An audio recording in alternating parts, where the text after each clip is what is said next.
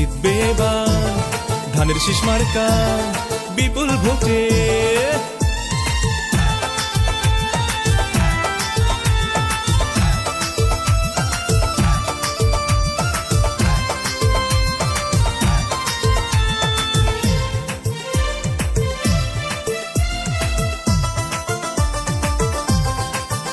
মাগো ভোটটা দেবেন দয়া করে ধানের শীষেতে, ও খালা ভোটটা দেবেন দয়া করে ধানের শীষেতে, ও ভাবি ভোটটা দেবেন দয়া করে শাহাদাত ভাইয়াকে।